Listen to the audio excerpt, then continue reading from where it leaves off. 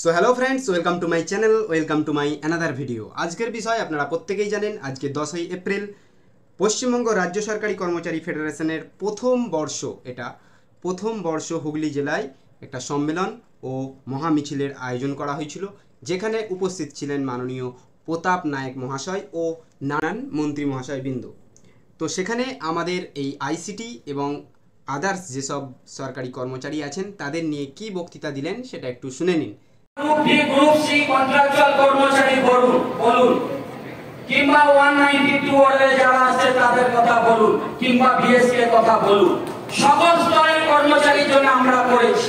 কিন্তু আমি দেখেছি গতকাল কিছু ভাই বোনরা এসে আমাদের কাছে কান্নাকাটিও করেছে।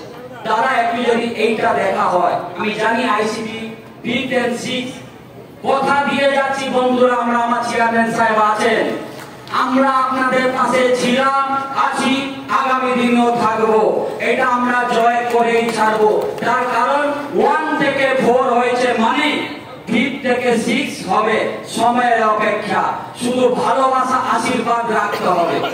আপনাদের মাথার মধ্যে কিছু বিরোধীরা চক্রান্ত করে, প্ল্যান করে, বিভ্রান্ত করার চেষ্টা করে। আমরা জানি সেই প্রলোচনায় পা দেবেন না। আপনাদের চাকরি যদি কেউ সুনিশ্চিত করতে পারে তার নাম মমতা বন্দ্যোপাধ্যায়।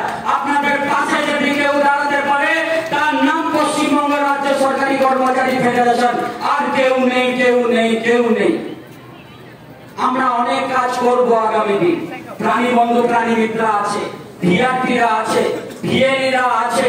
আমরা জানি অনেক কাজ হয়েছে, আমরা খতিয়ান নিয়ে সবাইকে দেখাই। 2011 সাল থেকে আমাদের ম্যাডাম আমাদের জন্য কি করেছেন, প্রত্যেক জায়গায় গিয়ে আমরা বলি। সো উনি আশ্বাস দিয়েছেন যে 5th এবং 6th এবং যেসব কর্মচারী আছেন সবাইকে 192 এর আন্ডারে এর আগে তিনি এনেছেন, এবং এইবারেও আমাদের 5th 6th ফেজ যারা আছেন আইসিটির তাদেরও একটা সুনিশ্চিত করার আশা দিয়েছেন। তো প্রত্যেকেই সেই আশা নিয়ে সংগঠনের সাথে যুক্ত থাকুন। প্রত্যেককেই এই সুবাদ জানাই যে উনি যেহেতু ভরসা দিয়েছেন, আমাদের ভরসা রাখতে হবে। আপনারা অনেকেই জানতে চাইছিলেন যে আজকের মিটিংয়ে আপনাদের এই 10 তারিখের যে জেলা সম্মেলন আছে সেই মিটিংয়ে কি হলো সেই নিয়ে আলোচনা করার জন্য বলছিলেন। তো এই বিষয়টা আপনাদেরকে তুলে ধরলাম।